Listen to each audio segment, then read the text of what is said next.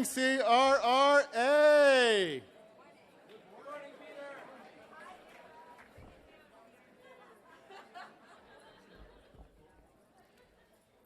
Good morning, CRRA. I'm Peter Sloat from the great city of Oakland, California. I'm one of your co-chairs along with Rob Hilton, and I'm here to get the show started today. And we want to do a little survey. We want to get a little feeling. It's not scientific, and we're not going to be counting, but we also want you to see who's in the room today. So you ready? A little survey. Okay. Who's a CRRA member?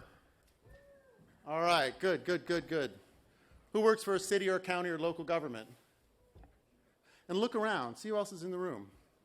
Okay, who's with the state? God bless you. Strong showing from CalRecycle. CalRecycle, ladies and gentlemen. And whatever other agencies are represented here today. Federal. Yes. EPA. That's all I heard. I had the presidential debate turned down low. I heard that all the time. EPA, they were... Whenever the Bernie people were getting up, and then somebody else would yell EPA. Okay, haulers. How many of our haulers are in the room? Yes, baby. Haulers, processors, also hold up your hands. Haulers, processors. Okay, our nonprofits and advocacy folks. Yes. Strong showing. Do we have exhibitors in the room? Any exhibitors in the room? Thank you very much. I know a lot of them are probably upstairs. But let's have a round of applause for our wonderful exhibitors. Great haul. Great haul this year. Holy cow. Okay. How many of you, this is your first time at CRRA conference? Look around. Board members, stand up. Look around. That's awesome. Keep your hands up. First time. Fantastic. We are so glad to have you here.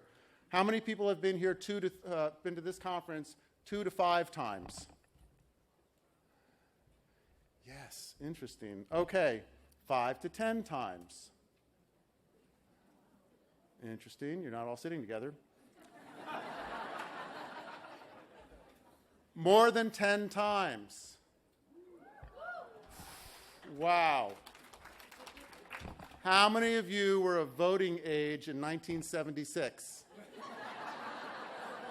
Wow, it's all men. Oh, God bless. All right. How many of you remember when the Chinese invented gunpowder? Tim? Okay. Yeah. All right. How many of you, this was the first year that you ever managed the CRRA conference, the whole show? Show of hands. Show of hands. This young lady out there. Despina will now join me on the podium. Help her out. This is painful for her. Be nice. This is very painful. Come on. You don't have to talk, dear. Oh, thank you. Just look at the people. Look at the peoples. Okay.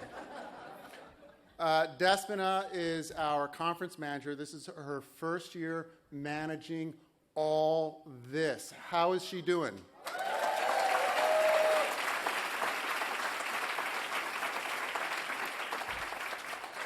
Despina is one of those one-name stars, like Drake or Rihanna. Yeah, you know why? Because when you next year I'll fit that into my act. Because her second name is always like something like this. Despina will know the answer to that. Oh, you're very sweet. Despina already thought of that. Despina took care of that. She's also the commander-in-chief of the elite corps of staff and volunteers wearing the white shirts. Staff and volunteers. Awesome. Thank you so much and well done. Thank you very much. All right, you can go back. All of into you the too. shadows. Just a little bit more, it's a very meaningful year for us, for the board. The conference always rolls on. It always rolls on. The show always goes on.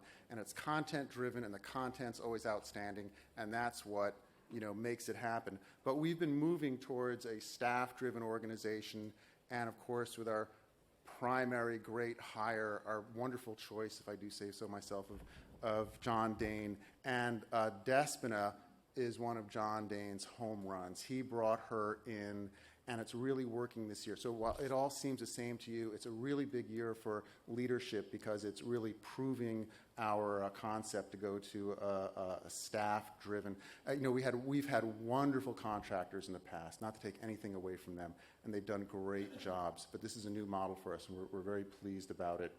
The last thing I want to say is that the members' meeting is at 1 o'clock, right after lunch. So, yes, that's strategic. We want to get you while you're sleepy.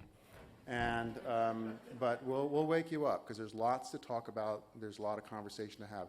That's the members' meeting at 1 o'clock. Please show up. Now, ladies and gentlemen, our executive director, John Dane.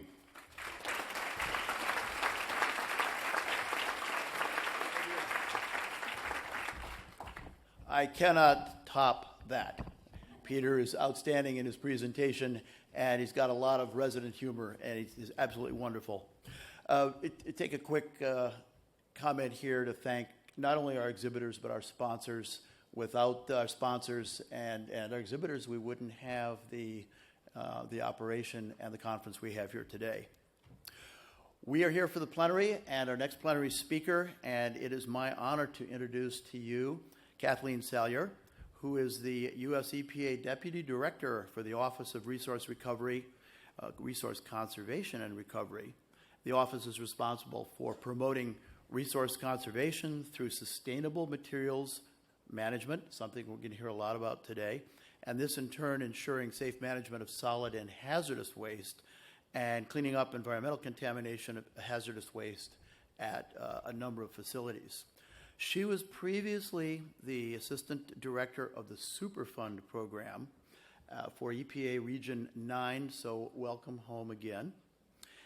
And she has a bachelor's degree in geology from Whitman College and a master's in environmental public policy from the University of Maryland.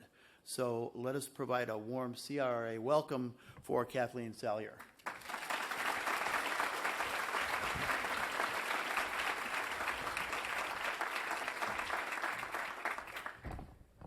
So good morning, everyone. It's really an honor to be here. Having spent 20 years of my career in the Region 9 office in San Francisco, it's always a pleasure to come back to California, but I feel particularly honored to be to be in the state of California and talking about sustainable materials management, given what a progressive and forward-thinking state California is in this area. So it really is an honor. I'm going to be talking about our Sustainable Materials Management Program and the National 2030 Food Loss and Waste Reduction Goal. And I'm thrilled that we're able to co-sponsor this event with CRRA and have a dedicated food track. This is the third food summit we've done over the past year, and they've proven, and I know this one will be the same, they've proven to be a great way to continue dialogue on challenges, opportunities, and kind of continue to build the momentum that we've been seeing. And I know we already did raised hands who is here, but I wanted to ask the EPA staff. So we have a few staff or at least one from headquarters from our international office. We have a lot of regional staff who've done a lot of the legwork in pulling together the food track, but are also participating in many of the other sessions. So if you wouldn't mind standing, all of you, so people can see you. And a number of them are sitting together. So anyway, I just want to thank you all for the hard work you put into what is turning out to be a very successful conference. So I have some prepared remarks that I'll be going through. They're kind of jam-packed with information. So it may be a little dense, but there'll be plenty of time at the end for questions and dialogue.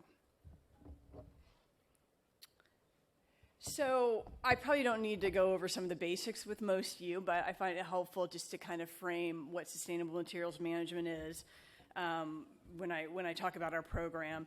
So SMM is a systematic approach to using and reusing materials more productively through their entire life cycles, and is similar to related concepts such as circular economy and resource efficiency. So it encourages life cycle-based decision making and collaborative and integrative approaches to problem solving. Through SMM, we're able to recognize much broader solutions and cast a far broader net than approaches based on typical end-of-life waste management. It represents a fairly radical change from how we think about environmental impacts and economics, and the principles applied to all levels of impacts from the community to the global level. How we manage and use materials gives rise to the impacts we see and how we are headed toward, and as we are headed towards a potentially resource-constrained world, given projections about population growth, the expanding middle class, the global economy, and material use. So I have a few statistics that I find very powerful that I like to share. You probably are very familiar with them. But it shows, this is, I believe, from the UNEP, extracted materials increased eightfold from 1900 to 2005, which was twice the rate of population growth. OECD, or the Organization for Economic Cooperation and Development, predicts global demand for materials will increase by more than 35% over the next 15 years, reaching 100 billion metric tons per year. And one of the statistics I find the most alarming, and it's on the slide here, is 1/2 to 3/4 of the annual raw material inputs to industrial economies are returned to waste, as waste to the environment within 1 year. So overall, and this information comes from our friends at True Cost, overall the cost of population, ecosystem depletion, and health impacts associated with the use of natural capital are estimated to exceed $1 trillion per year for U.S. companies and roughly $3 trillion for global companies. And these are all, of course, external costs that really aren't accounted for in our business practices. So if we're to deal with the complex human health and environmental issues, address material resource issues, reduce and eliminate waste in the first place, then it's essential we transition to sustainable management of materials. So here's kind of a different cut on greenhouse gases, which sustainable materials management helps us in looking at different new perspective on addressing climate change. So in EPA's 2009 report, Opportunities to Reduce Greenhouse Gas Emissions Through Materials and Land Management Practices, it explored how materials and land management practices relate to greenhouse gas emissions. So as you can see on this pie chart here, approximately 42% of greenhouse gas emissions are attributable to material management activities, represented on the pie chart by provision of goods and food. As you all know, last year the historic Paris Agreement was reached, where nearly 200 countries have made commitments to reducing greenhouse gas emissions with a goal to limit global warming to well below 2 degrees Celsius. The U.S. intends to achieve economy-wide target of reducing greenhouse gases emissions by 26 to 28% below its 2005 level by 2025. The emission reductions will largely be achieved under the policies and regulations outlined in President Obama's Clean Action Plan. However, these mitigation actions are not enough. In fact, the U.S. commitment leaves a gap of approximately 6 to 13% to achieve the stated goal. This gap can be addressed through systems-based approaches, such as SMM, that identify and reduce often overlooked and significant greenhouse gas emissions, such as the supply chain of the manufacturing sector, while addressing economic development, competitiveness associated with availability of material feedstocks. In fact, the World Resource Institute identifies the manufacturing sector as the third largest near-term greenhouse gas abatement opportunity to achieve the U.S.'s greenhouse gas reduction commitment beyond the Climate Action Plan, and resource efficiency and waste reduction as one of the primary levers in the manufacturing sector. The United Nations Environmental Program International Resource Panel which does some fantastic work in this area. If you're not familiar with them, you can find them online. They do a lot of reports and kind of analysis of resource efficiency and how we can do more in this area. So they suggest that effective resource efficiency policies could reduce global resource extraction by up to 28% by 2050, cut global greenhouse gas emissions by 74% by 2050, increase economic output, or GDP, by 1% in G7 countries and globally. We've, over the last year, my office has had the opportunity to engage with the G7 countries, so the group of 7 countries, on what's called the Alliance for Resource Efficiency that was created last year. And they had asked the UNEP, International Resource Panel, and the OECD to prepare reports with policy recommendations to the G7 countries on what more could be done in this area. And so they've done some great analysis. Those reports were recently released, I think probably in the last month or two, so you can find them online.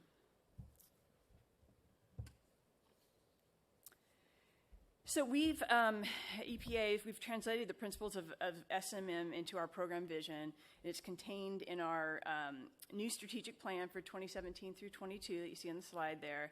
And that vision is to protect human health and the environment by advancing sustainable use of materials throughout their life cycle to minimize waste and environmental impacts. This strategic plan represents the thinking of EPA as well as input from states, industry, and other stakeholders based on life cycle, and it's also based on the life cycle analysis work we did as part of our 2009 report, Sustainable Materials Management, The Road Ahead. So in this report, and the analysis that it was based on, this 2009 report, we really looked at applying life cycle thinking analysis, looking at kind of the most impactful materials for the environment, and from that kind of prioritized our work and where we thought we could be the most impactful. So we've identified 4 key objectives in our strategic plan. First is to decrease the landfill disposal rate, which focuses on tracking and reducing the overall amount of materials disposed. This includes, importantly, source reduction, but of course also reuse, recycling, and prevention. Our second objective is to reduce environmental impacts of materials with focus on reducing not just greenhouse gas emissions, but also reductions in water and energy use, and reducing the upstream impacts of producing materials by using materials more efficiently. Third objective is to increase socioeconomic benefits for society, and we'll be evaluating how we can track and report material impacts on the economy along with societal aspects. Finally, our fourth objective is to increase the capacity of state and local governments, communities, and key stakeholders to adopt and implement SMM principles and practices.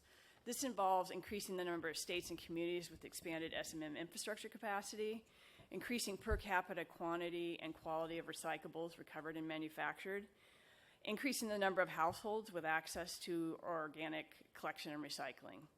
So this is an area, I mean, if you're familiar with our program, it's not we don't necessarily have a lot of money. We've tried to start up some, in the last couple presidential budgets, there's been a request for from grant funding, which we did not receive. That was with respect to packaging.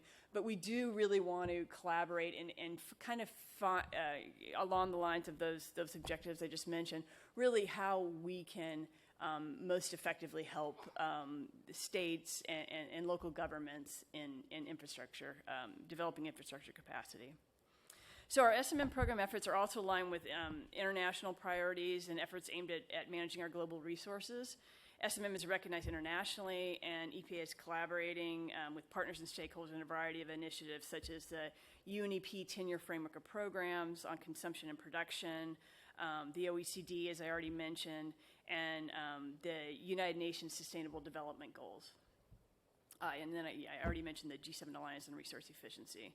So life cycle-based decision-making and integrated approaches of SMM and are reflected in the strategic plan, and recognize systems-based approach offers far greater opportunities for addressing the complex environmental impacts we are facing today. The 3 main strategic priorities that we've identified going forward are here on the slide. the built environment, which emphasizing advancing SMM in the construction, maintenance, and end-of-life management of our nation's roads, buildings, and other infrastructures, both to conserve materials as well as promote community resilience to climate change. Sustainable management of food, which we're talking a lot about at this conference, which focuses on maximizing opportunities to reduce food loss and waste. And then sustainable packaging, which focuses on increasing the quantity and quality of reused and recycled materials from municipal solid waste and the development of critically important public and private sector collection and processing information. In addition, we'll continue work we have ongoing in other emphasis areas, including sustainable electronics management, measurement, which is very important, life cycle assessment, and the international efforts I just mentioned. So I'm going to start with the built environment on some of the tools and assessments we've been doing. So advancing beneficial use of industrial non-hazardous secondary materials in the built environment is a key aspect of our strategy. Virtually all industrial sectors generate some form of secondary material during the course of normal operations. Some examples of these large quantities that are generated. Steam electric utilities generated nearly 130 million tons of coal combustion residuals in 2014. The construction and demolition sector generated approximately 530 million tons of building-related construction and demolition materials, and that number does not even include the hundreds of millions of tons of additional road-related C&D debris. Once generated secondary materials are often sent directly for disposal, but many have the potential to be beneficially used instead. EPA encourages the recycling and beneficial use of these materials when conducted in an environmentally appropriate manner due to the potential environmental, economic, and performance benefits associated with their reuse. State agencies make the determination on whether to allow a given beneficial use under a variety of programs. EPA's role is to really provide tools and information to support those evaluations and decisions. So we recently released two key documents to support these evaluations. One's entitled A Methodology for Evaluating the Beneficial Use of Non-Hazardous Industrial Secondary Materials, and its companion document, The Beneficial Use Compendium, a collection of resources and tools to support beneficial use evaluations.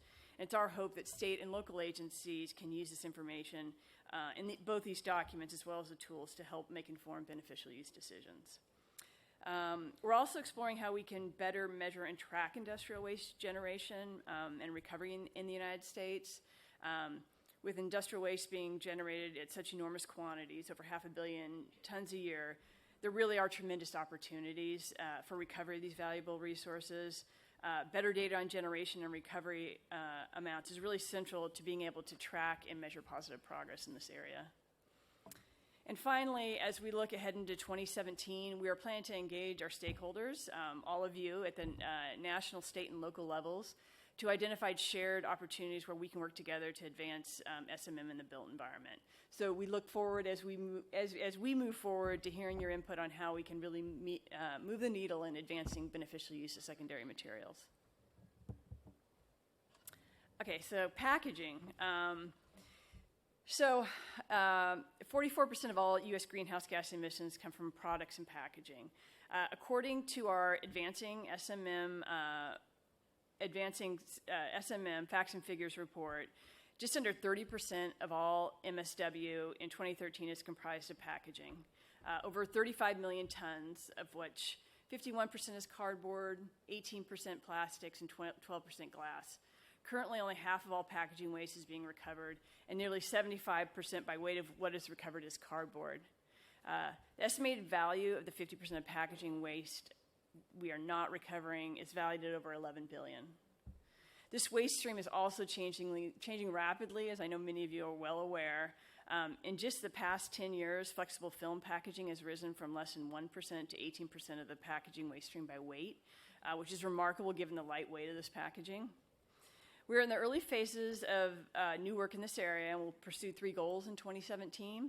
So we'll work to generate a compendium summarizing existing policy approaches in the U.S. and abroad for more sustainable packaging, including successes, failures, and lessons learned from these policies. We'll be looking at existing metrics surrounding packaging waste and sustainability. And in conjunction with our ongoing work surrounding food waste reduction, we will be examining the packaging food nexus to assess the potential impacts of packaging on the life cycle of food and vice versa. Similarly, as to the built environment, we'll be reaching out to engage a wide variety of stakeholders as we move forward in this area. And finally, our third priority area, sustainable management of food, and an area where I'll spend the rest of my time with you today. So food waste, as many of you are familiar, is the single largest waste stream going to disposal each year in the U.S., over 37 million tons, which accounts for 21% of the American waste stream. Wasted in that 37 million tons is not just food, it's also the labor, natural resources, and money used to produce and deliver those billions of pounds of discarded food. Food production accounts for 50% of land use, 80% of fresh water consumption, and 10% of total energy use in the U.S. This is a huge waste of resources, and I think we all agree is unsustainable, especially given the increasing population of our planet. So the excessive food loss and waste in our country results in both social, economic, and environmental costs. In terms of the social costs, 48 million Americans, of which roughly 15 million are children, live in homes without enough food or are food insecure. We need to redirect wholesome, nutritious food that otherwise is wasted to families in need. Over 1/3 of single mom households, or 35%, are food insecure. If we recovered only 15% of the food we waste, we could feed 25 million Americans. In terms of the economic costs, at the retail and consumer levels, the value of food loss and waste is estimated at $161 billion in the U.S. The average consumer spends $370 a year on food they never eat. Environmental costs, in 2013, much of the 35 million tons of wasted food sent for disposal ended up in a landfill. Organic materials in landfills, as you all know, decomposes and generates methane, which is a very powerful greenhouse gas. Landfills are one of the largest sources of methane emissions produced from human activity. Our landfill methane emissions are equal to roughly the emissions of 31 million passenger cars. So I'd like to highlight, take a few minutes to highlight some of the work EPA has been doing on the 2030 goal.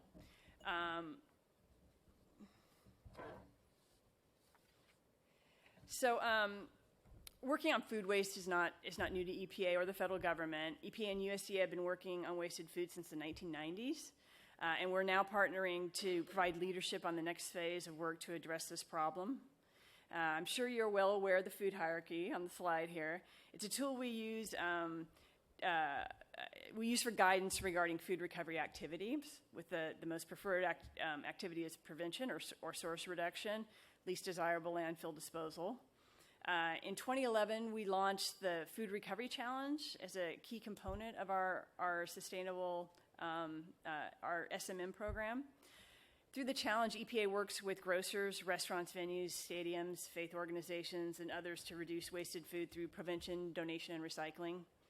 Currently, over 800 businesses and organizations participate in the Food Recovery Challenge. And some of the stats and what they've been able to accomplish, in 2015, participants diverted over 690,000 tons of wasted food from landfills or incinerators. Of this total, 300,000 tons of the food was donated, which is fantastic. Over 300,000 tons was composted, and nearly 75,000 tons went to anaerobic digestion. Since the inception of the Food Recovery Challenge, participants have donated over 800,000 tons of food and composted over 1 million tons of food waste, for a total of 2 million metric tons of carbon dioxide equivalent emissions avoided. EPA provides tools, resources, and support to help participants meet program objectives, including establishing baselines, setting waste reduction goals, and tracking progress. Because so much waste is created at the household level, EPA has also developed an implementation guide and toolkit called Food Too Good to Waste to help households reduce waste in their kitchens. We all hate to waste, but our busy lives sometimes lead us to throw out food that we've just never got around to eating to. eating. This toolkit helps communities understand how much food they're wasting, assists households in making small shifts, and how they shop, prepare, and store food.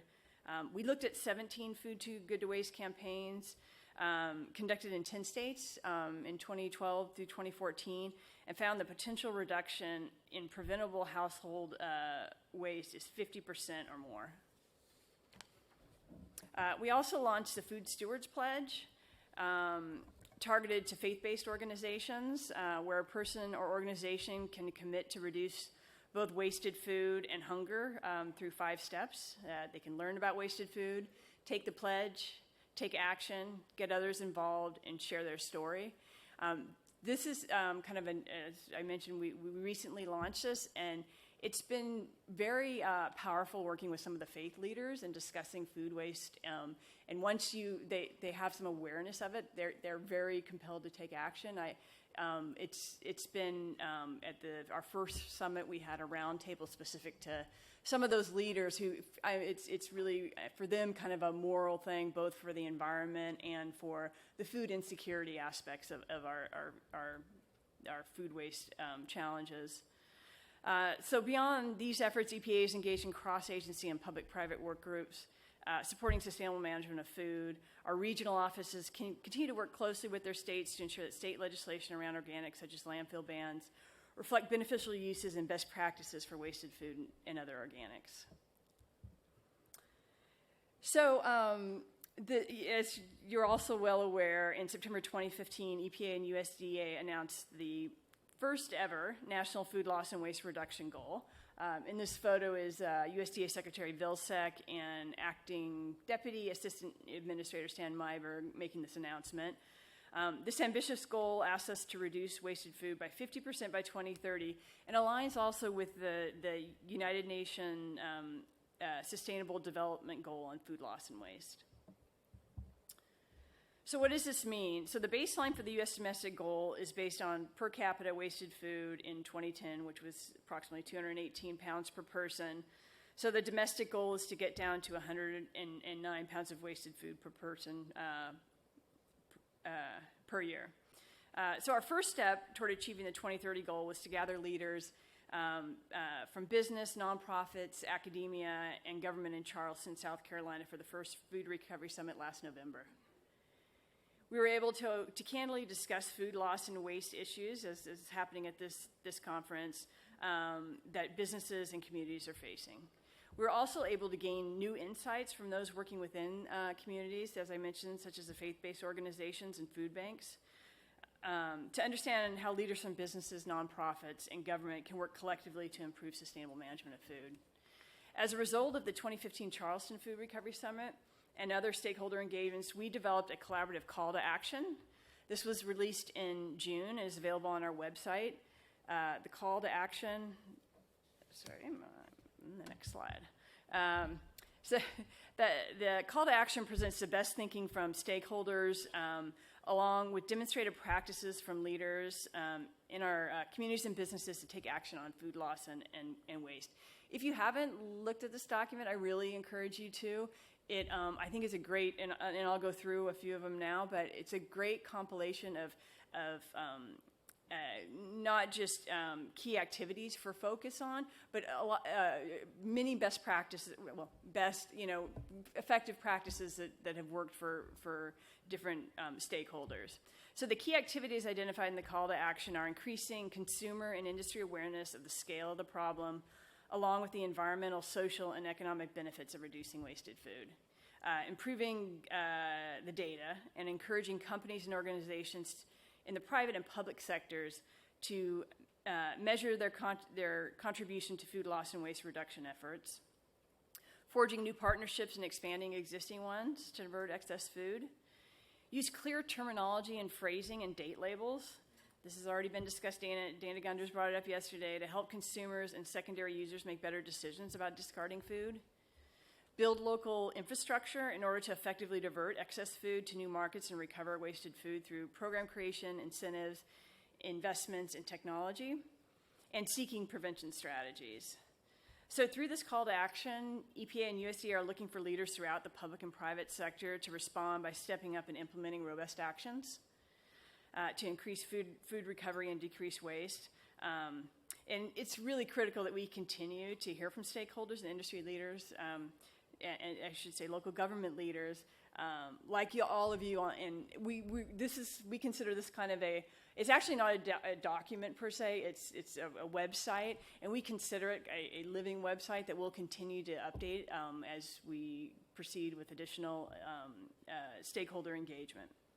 So EPA, with respect to EPA's path forward, we're going to be focusing on strengthening and coordinating consumer-oriented messaging, work with states and industry to focus efforts on high-potential interventions such as public awareness, date labeling, and key food waste prevention strategies, recognize leaders in the business world that commit to making serious food waste reductions in their operations and share best practices, continue to work in developing new tools like EPA's Food Too Good to Waste toolkit to empower food waste practitioners and leaders, continue to learn from and engage with the innovators in our communities, like many of you who are successfully keeping food out of our landfills and scaling up these practices, and gather stakeholders from all sectors to share information at events like this one. In June, at the Reduce and Recovery Save Food for People conference, which was our second food recovery summit that was co-hosted with Harvard's Food Law and Policy Clinic, we developed working groups complementing several key activities from the call to action. These working groups will continue to engage and actively work towards solutions to reduce food loss and waste. And now that we've hosted and participated in summits on the East and West Coast, we're looking to a Midwest Food Recovery Summit in the fall of 2017. We know that the national goal is very ambitious. Currently, we're at 5%, so we need to get to 50%. So it's quite ambitious, but we're constantly energized by the innovation and action we hear at conferences like this and from all of our stakeholder engagements. And we'll continue to work with the various organizations to scale up their approaches and explore new solutions. So this is my last slide. So what can you do? So each one of this in this room at a personal level can change our behaviors at home and encourage others to do the same. But many of you also represent municipal, county, state, and federal government and have the opportunity to change our societal practices on a larger scale. So again, I really encourage you to look at the call to action. It provides innovations and demonstrated practices for all sectors to consider adopting and implementing. It is a good resource to start with. You can also encourage grocers, venues, schools, restaurants, hotels, and faith-based organizations to join our Food Recovery Challenge. You can facilitate others, communities implementing the Food Too Good to Waste tool to reduce wasted food in households. So changing the way people think about food, I think we all recognize is a challenge, but it's critical if we're to achieve our national goal.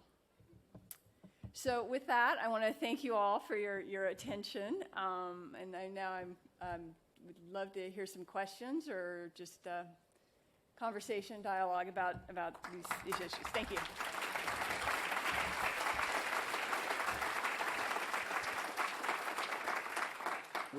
We have time for questions. I'm going to walk around and provide you the mic for the questions. I do have one question right off the top. As you work with industry on your food recovery programs, what feedback are you getting on the expiration date issue?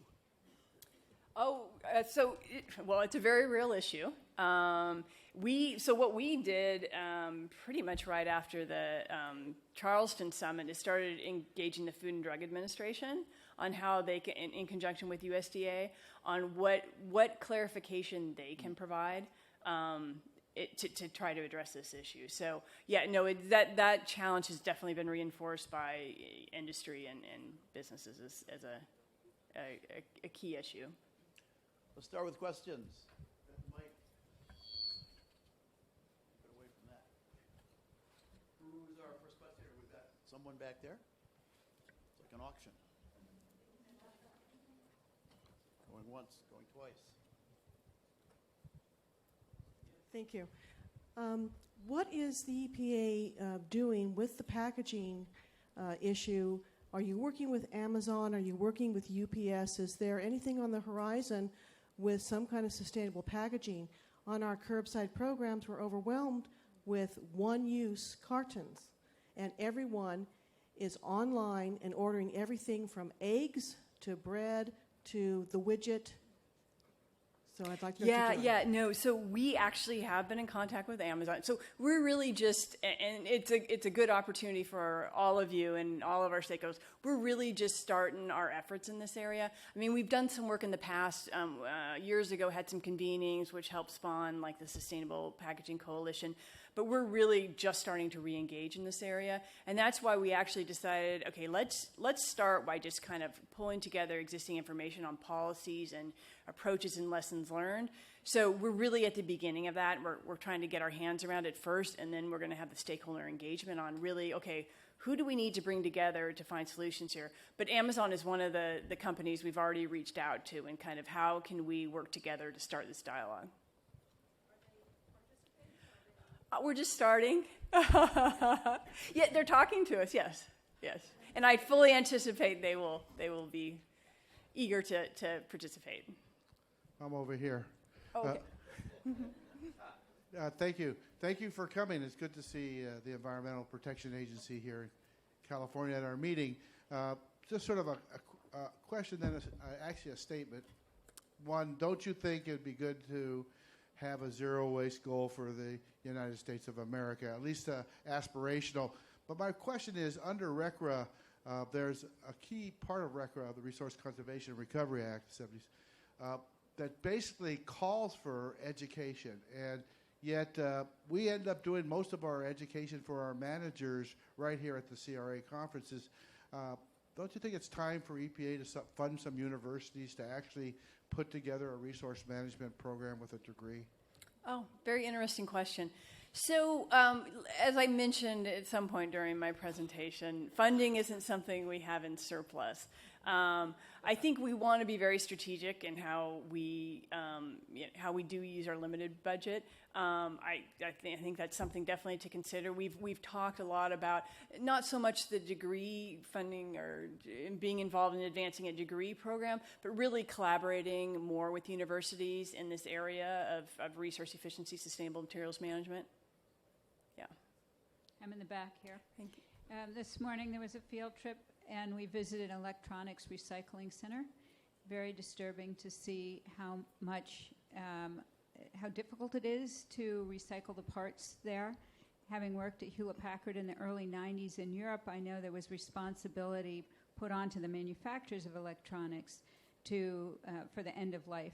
Are you doing any work pushing the electronics disposal, the full life cycle back onto the manufacturers? No, we're not doing that. Our focus on sustainable electronics management has really been on the management side, is making sure they're responsibly managed. I would say more broadly, though, we have been, this has come about in part, I mentioned the G7 Alliance on Resource Efficiency. We've really been using that to have a dialogue with some of our major companies, including electronics companies, on just sustainable materials management more broadly, and not so much focused on electronics, but all industries, all sectors, and really what do we need to do to really get both larger companies and folks in their supply chain to really design for reuse, recycling. And I feel like just in the year and a half I've been in the Sustainable Materials Management Program, I feel like there's a lot more dialogue on it than when I first started, but we have a ways to go. And so we're trying to, as part of that effort, really figure out, particularly when you have, how we can kind of help amplify best practices, right? When you have, because there's maybe not some, I'm not talking specific to electronics, but we have certain companies that are real leaders, and how do we transfer their best practices to both other businesses or kind of convince other businesses that that's the right thing to do, and often that's in kind of making the business case for the sustainable practices. So, sorry, that was kind of a long-winded, rambling answer to your question, but. We have another question over here, and then I'm going to move back over to that side of the room.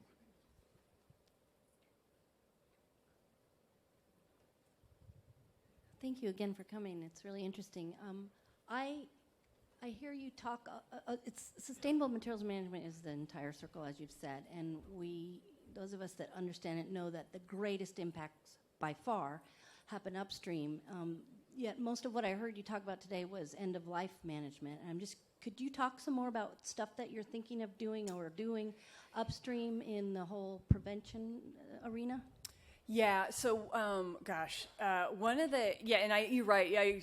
I wish, in hindsight, I'd talked a little bit more about the life cycle assessment work we're doing, because that's kind of to us the backbone of sustainable materials management. And so we've been, in addition to working with some of the international organizations, to develop tools, data commons where it's much more accessible to do life cycle assessments. We've also been trying to look at, to do an LCA is a pretty substantial effort, and you don't necessarily always have to do a full LCA, and often you don't. I mean, what's kind of the minimum amount you need for what specific decision you're trying to make? And so we've been trying to do a lot on that front in developing tools, and one of the things we have going on right now, so the work we did in 2009 to develop our SMM, the road ahead, included a lot of life cycle analysis work kind of at a national level, a national economy level. So we're currently doing a pilot with the state of Georgia to apply that to the state. And what we're hoping is we can, and that's both it's the life cycle analysis, but also kind of the collaborative process you need to do with your stakeholders. So we're just starting that with Georgia. We're hoping that when we're done with the pilot, is something that can be transferable to other states. So that's kind of, I would say, in terms of getting upstream, that's kind of a key area, the life cycle analysis. And also just as part of the resource efficiency work we've been doing under the G7, we've done, in March, we held a workshop on applying life cycle decision making to the supply chain. And we actually have issued a proceedings report from that and are in the process of kind of putting out key observations that we want to focus on and continue dialogue with businesses on, that kind of get to that, like how do we go more upstream? Because you're right, it's just a hard shift for EPA and all of us, I think, on the recycling, end of life management. It's difficult, but I think we're getting there, and it's gradual.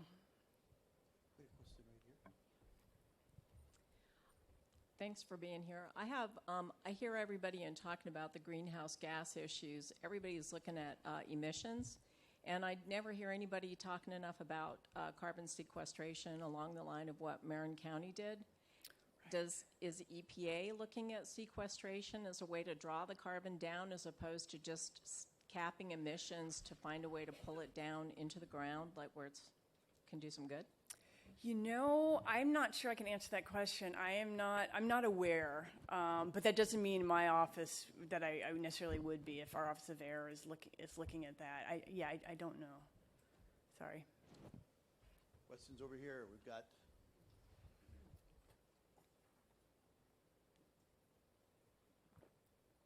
Promised to be on this end of the room, and we are. Hi, thank you. District 5 has a best management practices for food scraps programs, and it includes commercial highlights. I was wondering if we could expect anything coming up for Region 9. Wait, could you repeat the question? I'm not sure I understood. Region 5 has published a best management practices and food scraps programs, and they highlighted a lot of commercial programs, and I was wondering if we could expect anything region-specific for 9. I'd turn to one of my Region 9 colleagues to answer that if anyone has the answer or feels they can answer that. Zoe, please.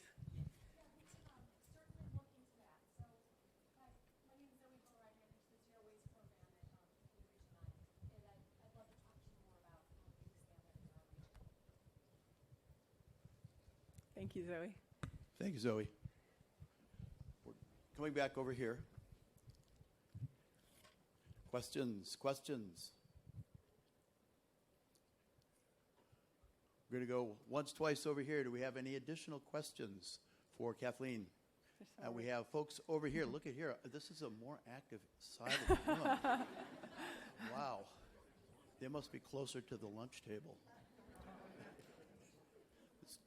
The gentleman back here, we'll start with John, and then the gentleman behind him.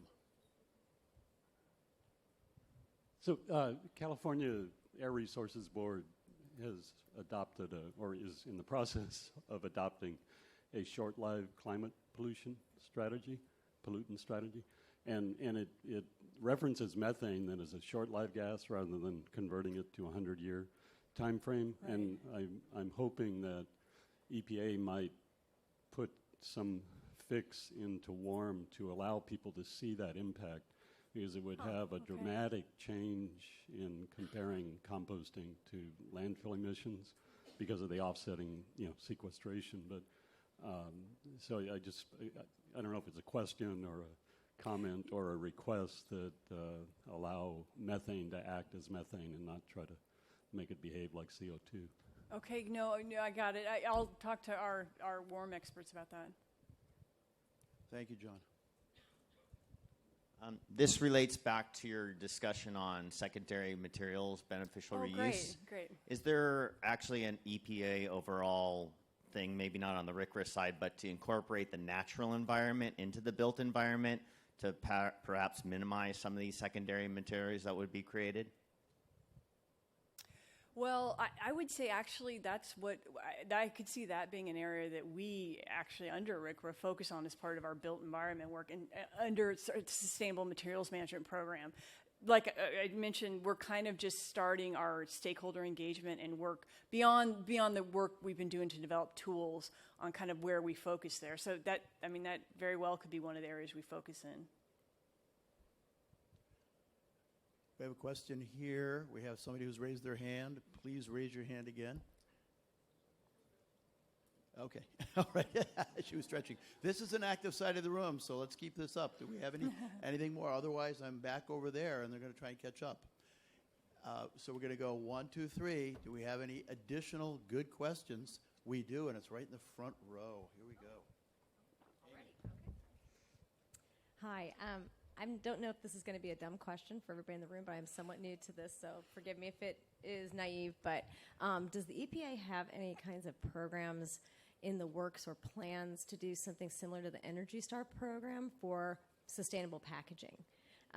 There's a lot of when I look at labels all the time in packaging, and I work at a MRF as well, and as she had said earlier, the amount of packaging and the complexity of the packaging, because a lot of the manufacturers are looking for lighter weight types of things, and then sometimes they'll have 4 different kinds of materials.